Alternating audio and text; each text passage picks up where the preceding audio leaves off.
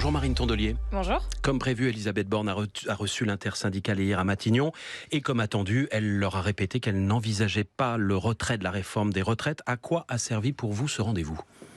Je pense que ça sert à montrer aussi la détermination de l'intersyndicale. Beaucoup de personnes se disaient ils sont déterminés en janvier, mais ils vont s'essouffler. En février, ils vont s'essouffler. En mars, ils vont s'essouffler.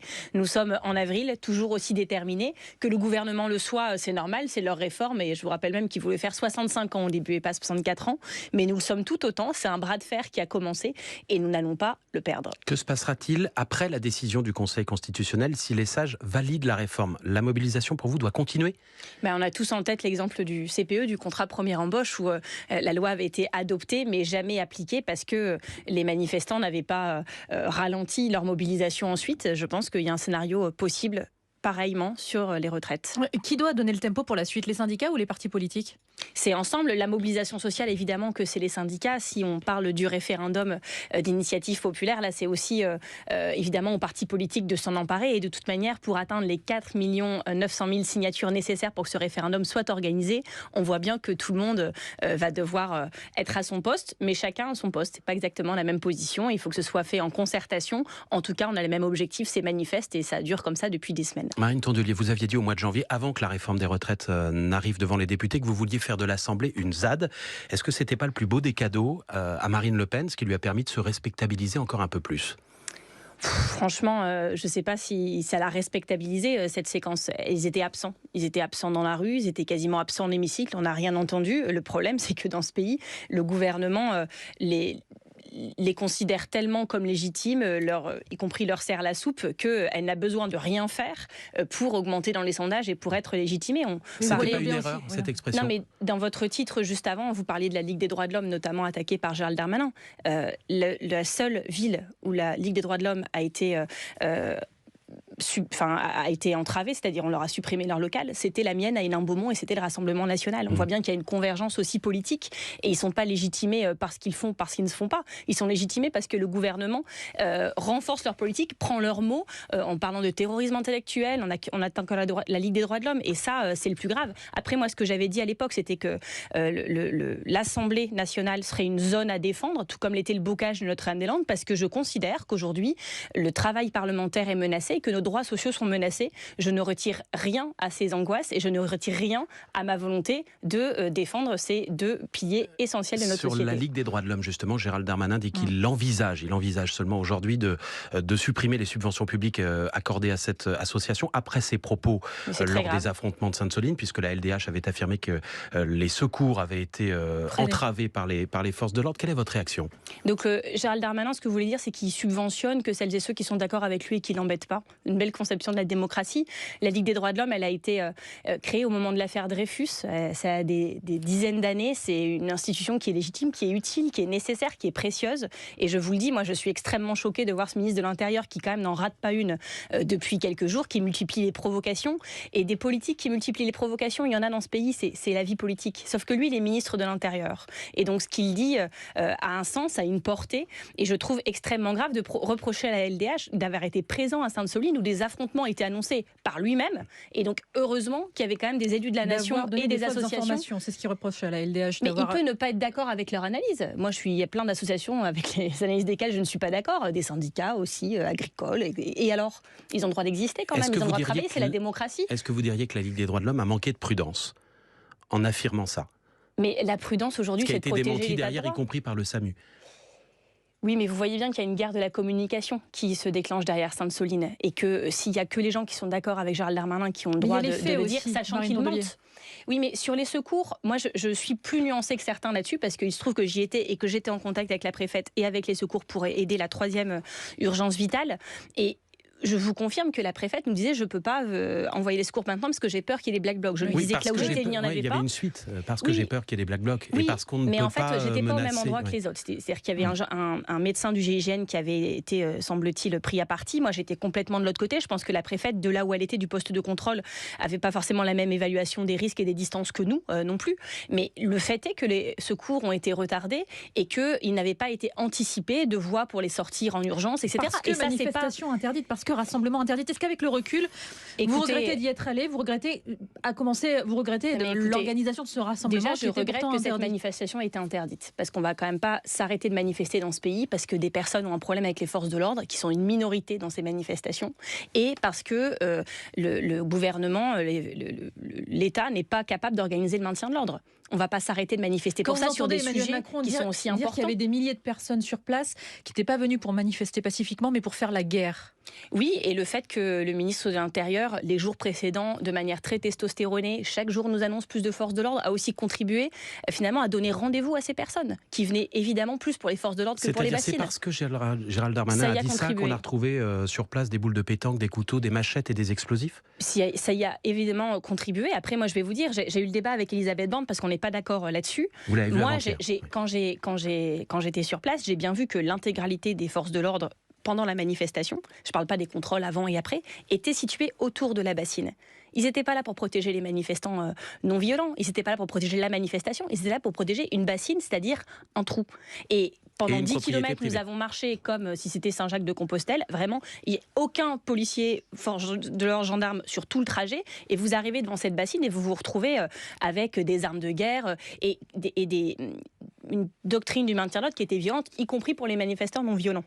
Ça, je le conteste et je ne suis pas la seule. C'est pas parce que je suis une factieuse que je dis ça. La Ligue des droits de l'homme dit la même chose, Amnesty International dit la même chose, l'ONU dit la même chose, Human Rights Watch dit la même chose. Donc à un moment, si tous les gens qui travaillent un peu sérieusement sur ces sujets-là disent la même chose, sauf Gérald Darmanin, peut-être peut-il au moins légèrement se remettre en question. Et je vous dis aussi une autre chose qui m'a choquée. On a énormément demandé aux écologistes de s'expliquer. Est-ce qu'ils soutenaient les forces de l'ordre? Est-ce qu'ils regrettaient qu'il y ait des blessés chez eux?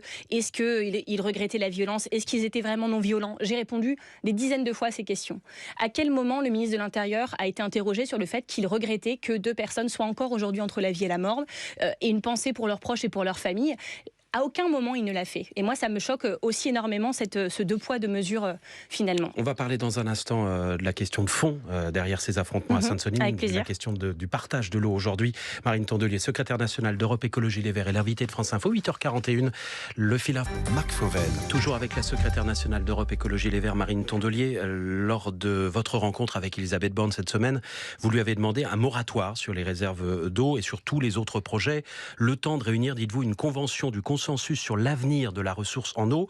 Les réunions, le consensus, la recherche du compromis, tout ça a déjà eu lieu dans le cas de Sainte-Soline, avec toutes les parties prenantes, les agriculteurs, les usagers, les ONG, les associations environnementales, les élus, l'État. Il y a eu un processus de plus de 10 ans avec des concertations, des procédures juridiques, des recours. Ça ne suffit pas. La réalité, c'est que certaines de ces bassines sont en projet depuis plus de 30 ans. Et quand pendant plus de 30 ans, on débat et qu'il ne devient pas évident au bout de 30 ans que c'est la bonne solution, il faut peut-être se demander pourquoi ces projets ne sont pas consensuels. La réalité, c'est qu'on est 30 ans après, que le problème de sécheresse, certes, a augmenté, mais que tous les rapports qui ont été faits, notamment, on se base sur des rapports d'il y a 10 ans. Mais je vous rappelle qu'Emmanuel Macron nous a dit le 31 décembre qu'il aurait pu prévoir que.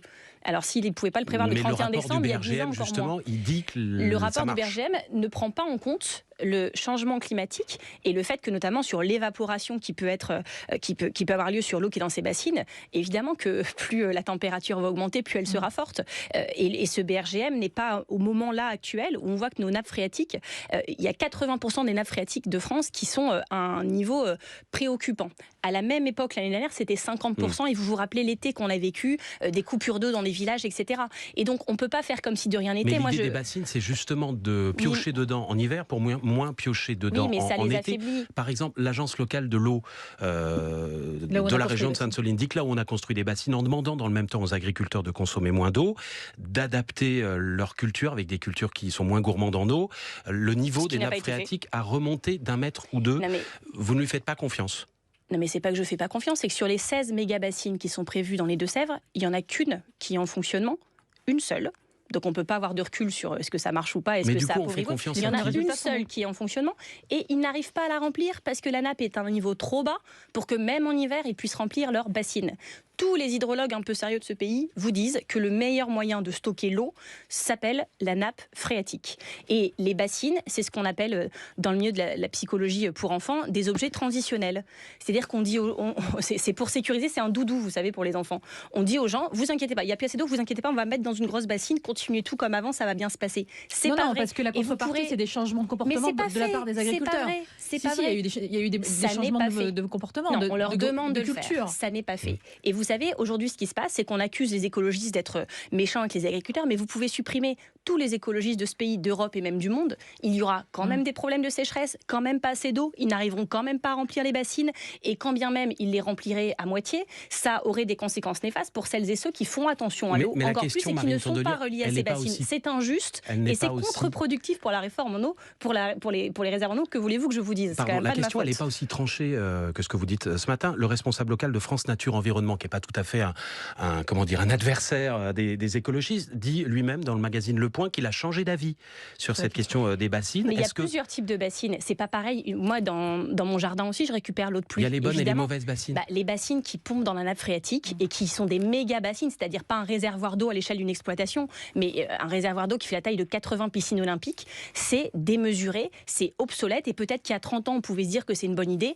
Aujourd'hui, c'est pas le cas. Et si depuis 30 ans, on n'a pas réussi à en convaincre les agriculteurs autour, c'est sûrement que on les convaincra pas plus dans les 10 prochaines années, quand on sait le stress supplémentaire sur la ressource en eau et le changement climatique qui s'accélère. Et non, dans une France avec plus 4 degrés, bassine ou pas bassine, vous ne pouvez pas cultiver les mêmes choses au même endroit. C'est comme ça, et c'est pas de la faute des écolos. Marine Tondelier, 3 morts en début de semaine à Marseille dans des règlements de compte entre dealers. Est-ce que vous dites, comme le garde des Sceaux, Éric Dupond-Moretti, que les consommateurs sont en partie responsables de la situation? Est-ce que vous aussi, vous faites un lien entre trafiquants et consommateurs? C'est quand même formidable, ce gouvernement, c'est que c'est jamais de leur faute. Donc même quand il y a des problèmes de drogue, c'est la faute des consommateurs, mais jamais la faute du gouvernement. Mais jamais. Non, mais en fait, on sait qu'on a une politique de prohibition sur la drogue et de répression qui est la plus forte d'Europe. Et on a aussi la consommation de drogue la plus forte d'Europe. Et là aussi, ça fait des années que les écologistes le disent. On l'a vu sur l'alcool aux États-Unis à l'époque, au moment de la prohibition. C'est pas parce que vous interdisez qu'il y a moins de consommation, et même plutôt ça développe tous les circuits parallèles dans l'illégalité, dans la clandestinité et tout ce que ça suppose. Donc vous êtes pour la justice, pour la légalisation du cannabis. Ça fait des dizaines d'années qu'on le dit, et pour le coup, les pays où c'est appliqué montrent que ça a beaucoup d'effets vertueux en réalité. Et pour bien les sûr autres qu'il faut drogues, encadrer, parce que si vous voulez encadrer, y compris la qualité des produits qui sont consommés et par les plus jeunes, il faut que ce soit légal pour pouvoir encadrer, surveiller, contrôler. Vous légalisez, les dealers, ils vont se déporter forcément sur d'autres drogues beaucoup plus dures. Oui, mais je ne pense pas que le marché soit aussi important par ailleurs. Et vous voyez, on voit bien que le cannabis est une porte d'entrée, et côté consommateur et côté dealer, vers d'autres pratiques. Alors mais aussi pourquoi parce vouloir que le c'est légaliser caché. si la porte d'entrée, Mais c'est le parce que cannabis? quand vous légalisez, vous pouvez faire de la prévention, vous pouvez contrôler la qualité des produits, vous pouvez parler aux consommateurs. Là où quand c'est caché et interdit, vous ne le pouvez pas. C'est la base des politiques de santé publique et de prévention. Votre collègue écologiste Julien Bayou va proposer aujourd'hui l'interdiction des jets privés en France. Les jets privés, c'est 0,09% des émissions de gaz à effet de serre de la France, d'après le ministère des Transports. Pourquoi c'est si important que ça pour vous ? Parce qu'il y a des symboles et qu'on demande aujourd'hui à tout le monde de faire des efforts, pas juste de faire des efforts pour faire des efforts, mais parce que les enfants qui naissent en 2023, on ne sait pas leur garantir que la planète sera encore habitable pour quand ils auront 30 ans. Donc évidemment que c'est grave et qu'il faut s'en occuper.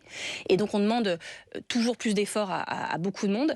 Et il y a une bulle de personnes qui peut aller dans son jet privé en buvant du champagne, faire du golf sur des terrains arrosés quand la France entière ne peut pas arroser son jardin.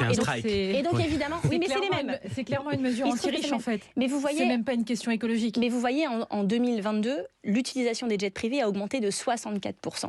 Là où l'aide alimentaire est en train d'exploser en nombre de personnes qui dépendent de l'aide alimentaire pour se nourrir. Le chiffre, c'est 0,09% des gaz à émissions. Comme les riches sont peu nombreux, ils peuvent faire n'importe quoi, c'est pas grave. Mais c'est ça que vous dites. La question, c'est vous assumez le côté anti-riche. Mais c'est pas anti-riche, c'est pro-climat. Et la question pour les politiques climatiques, c'est qu'elles soient acceptables et donc partagées. Amsterdam, je ne sais pas si c'est une ville de factieux ou de zadistes, ils viennent à leur aéroport d'interdire les jets privés. Mais pourquoi quand c'est dans le monde, c'est normal, et quand c'est en France, c'est anti-riche? Je ne comprends pas. Vous aviez dit, Marine Tondelier, que vous vouliez une France sans milliardaires. Est-ce que c'est un slogan ou est-ce que c'est un objectif? Mon objectif, c'est la justice sociale. C'est aussi simple que ça. Et on a essayé à ce moment-là de me démontrer que les très riches, c'est parce qu'ils avaient du mérite, du talent, etc. C'est faux. Ils héritent de leur fortune. C'est injuste. C'est pas une question de mérite, etc. La fortune de Bernard Arnault, qui est multiplié par 3 depuis le Covid. Je ne pense pas que son talent, son mérite et ses efforts ont été multipliés par 3. Je vois aussi à quel point l'imposition est injuste, parce qu'il paye en moyenne 18% d'impôts sur ses revenus. C'est très faible par rapport à d'autres franges de la population française. Et puis en plus, excusez-moi, quand on accumule autant d'argent, c'est soit qu'on exploite les ressources naturelles, beaucoup trop de la planète, soit qu'on exploite des hommes, des enfants et des femmes. Donc c'est bien un objectif politique, ça veut dire que si par exemple la gauche revient au pouvoir... on a un besoin de justice sociale. L'objectif à la fin du prochain quinquennat, c'est plus de milliardaires en France. Mais moi, je pense qu'on est obligé à un moment d'établir une redistribution et que le travail, la richesse, les ressources naturelles permettent à tout le monde de vivre mieux, donc pas juste à quelques-uns et pas en faisant n'importe quoi qui amplifie les risques climatiques. Ça passera par exemple par une super tranche d'imposition. Ça me paraît nécessaire, mais vous voyez, si aujourd'hui aujourd'hui on appliquait, je voudrais regarder la part de la fortune de Bernard Arnault qui est placée dans des paradis fiscaux. Ce sont des personnes qui sont au-dessus de la justice fiscale. Et c'est pas acceptable. Et vous parlez de quoi? Vous parlez de son groupe? Vous parlez de quoi? Qu'est-ce que vous voulez taxer de plus? De son groupe, de son patrimoine, de ses avoirs, de ses actifs, de tout ce que vous voulez. Mais on pose toujours des questions très techniques, mais vous pouvez prendre... Tout ce que vous voulez dans sa fortune, c'est la même chose.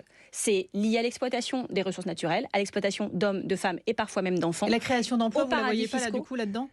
Mais évidemment qu'il faut créer des emplois, mais vous savez, Non, mais Bernard Arnault crée des emplois, notamment en France. Oui, mais il y en a d'autres qui créent des emplois en respectant la justice fiscale, en étant bon pour la planète, et c'est plutôt ça qu'il faut favoriser. Il y a tout un pan d'économie qui est bonne pour l'emploi, pour la planète et pour le social. Et en agriculture, c'est pareil d'ailleurs. Les très très gros partagent très peu leurs ressources. Les très grosses exploitations créent très peu d'emplois à l'hectare. Nous, on défend un mode de production agricole, de production tout court, qui est juste et qui est bon pour la planète. Ça me paraît non pas la double peine, comme on dit souvent, mais là, le double bénéfice, c'est ça qu'on recherche. Marine Tondelier, secrétaire nationale d'Europe Écologie Les Verts, invitée de France Info, il est 8h51. Maureen Suignard. Toujours avec la secrétaire nationale d'Europe Écologie Les Verts, Marine Tondelier. Dimanche dernier, dans l'Ariège, c'est la socialiste dissidente Martine Froger qui a remporté l'élection législative partielle face à la sortante insoumise. Est-ce que vous lui souhaitez la bienvenue à Martine Froger à l'Assemblée ? Je préfère ça que des députés RN, je vous confirme, mais je trouve qu'il y a eu beaucoup d'analyses assez fallacieuses de cette législative partielle. La grosse information par rapport aux autres scrutins, c'est que en juin, les Républicains en marche étaient au deuxième tour dans cette partielle et que là, elle n'y était pas et que c'était deux candidates de gauche qui s'affrontaient. Après, évidemment que quand vous avez deux candidates du même camp politique, on l'a toujours vu dans les partielles, tous les autres se liguent avec l'outsider pour faire tomber l'insider. Mais c'est bien le même camp politique. Elle est de votre camp, elle est de votre famille politique, en dépit des critiques qui ont été émises contre elle, notamment par la France Insoumise, puisque la République en marche, la droite et le RN, les candidats locaux, ont appelé à voter pour elle. Mon parti soutenait la candidate sortante et c'était logique. On avait un accord ensemble aux législatives et aux législatives partielles, on suit cet accord. Évidemment qu'on soutenait notre candidate. Mais alors vous dites après, quoi ? Moi, vu l'état de la France aujourd'hui, excusez-moi de ne pas me mettre à pleurer quand c'est une autre députée de gauche qui est élue. Je suis très triste pour la sortante. Je l'ai soutenue, elle a perdu. Mais très sincèrement, vu le nombre de députés et de la majorité et du Rassemblement national, c'est pas si pire, comme on dit. Du coup, vous voulez que Martine Froger siège à vos côtés au sein de la NUPES ? C'est pas à moi de décider. Je ne suis ni parlementaire ni socialiste. C'est à eux de prendre les décisions. Je leur fais confiance. Je vous pose la question parce que Mathilde Panot, elle a donné son avis. Elle est présidente de groupe à l'Assemblée nationale et parlementaire. De la France Insoumise. Et elle a dit non, moi je veux pas qu'elle siège avec nous. Le débat aura lieu au Parlement avec nos députés écologistes qui, je pense, ont un avis bien tranché sur la question. Adrien Quatennens, lui, condamné pour violence conjugale, il doit réintégrer la semaine prochaine le groupe de la France Insoumise. Il avait été suspendu, on s'en rappelle, par ses collègues pendant 4 mois. On s'en rappelle très bien, oui. Ouais. Est-ce que vous considérez, ça y est, que l'affaire est close, il peut revenir ? Non, je ne considère pas que l'affaire est close. J'ai toujours été très claire sur ce sujet. Je pense qu'il aurait dû repasser par les urnes, démissionner, parce que les électeurs qui l'ont élu en juin n'avaient évidemment pas cette information et que ce n'est pas une information anodine. Quand on sait l'état des violences conjugales en France, le nombre de femmes qui en souffrent et le camp politique auquel il appartient qui est censé être très très clair sur cette question-là. Donc pour moi, il ne peut pas siéger dans les rangs de la NUPES. Je veux bien qu'on se pose la question pour la vainqueur de l'Ariège. Je ne vois pas pourquoi on ne se la poserait pas pour Adrien Quatennens. Et pour vous, c'est pas une affaire interne aux Insoumis, le reste de la gauche dont vous avez votre mot à dire? C'est pas juste qu'on a notre mot à dire, c'est qu'on le dit. Après, oui.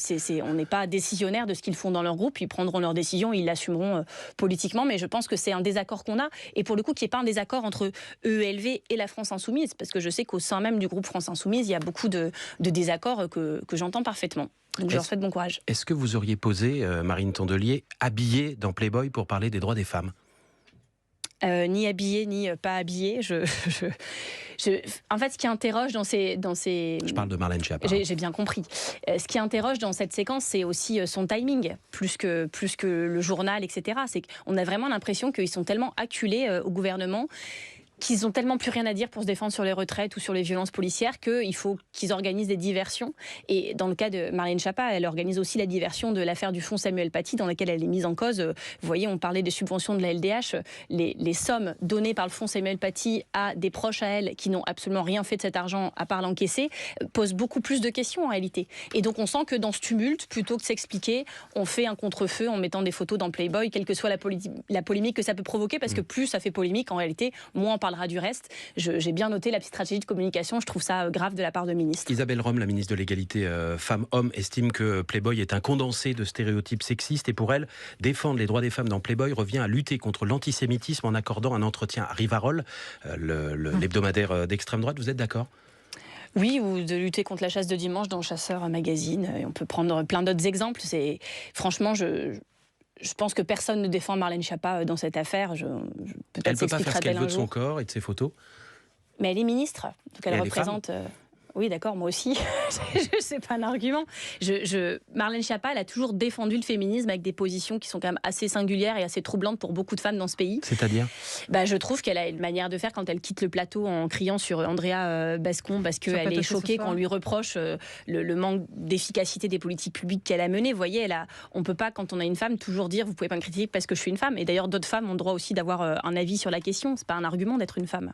Et pour le coup, très objectivement, je préfère qu'on débatte de ce qu'elle a fait de l'argent du fonds Samuel Paty que de ces photos dans Playboy que j'ai même pas vues et j'ai toujours pas compris si celles que j'avais vues sur Twitter étaient des vraies ou pas. Il sort aujourd'hui. Parce qu'avec l'intelligence artificielle, on ne sait plus maintenant quelles sont les vraies photos ou pas. Donc j'ai vu le pape en doudoune et j'ai compris que c'était pas une vraie. Ça, c'était un faux. Et Marlène Schiappa, j'ai vu des photos, je ne sais pas si c'est les vraies, je saurai aujourd'hui. Une dernière question politique, Marine Tondelier. Le communiste Fabien Roussel dit que la NUPES est dépassée maintenant et qu'il faut passer à un acte 2. Il a raison, il faut rassembler bien au-delà. Moi, j'aime pas le mot acte 2 parce que déjà, on n'est pas dans une pièce de théâtre. C'est vous, les écologistes, qui l'avez utilisé, Sandrine Rousseau ? Oui, c'est Sandrine Rousseau. C'est repris par plusieurs politiques. Moi, j'aime pas le truc comme si c'était une scène et une comédie musicale, quoi. Par ailleurs, c'est contradictoire de dire je veux l'acte 2 de la NUPES, mais la NUPES est dépassée. Si la NUPES est dépassée, on invente autre chose et on l'appelle plus NUPES non plus. En tout cas, dans la séquence actuelle, on a bien plus grave à traiter qu'une passion de nous-mêmes, une introspection permanente et un débat public sur ce qu'on doit faire ou pas dans les années prochaines. On est là à l'action, on a la 11e journée de mobilisation, c'est extrêmement grave ce qui se passe dans le pays, on est au point culminant du bras de fer qu'on mène avec le gouvernement pour éviter aux gens de se voir retirer leurs 2 plus belles années de retraite pour leur mettre à la place leurs 2 pires années de travail, c'est-à-dire les dernières. C'est ça qui doit nous préoccuper. Pour l'introspection générale, permettez-moi d'attendre un peu. On a tous un avis sur la question. Évidemment, il faudra analyser ce qui s'est passé là, mais on le fera sereinement quand on aura gagné sur les retraites. Marine Tondelier, secrétaire nationale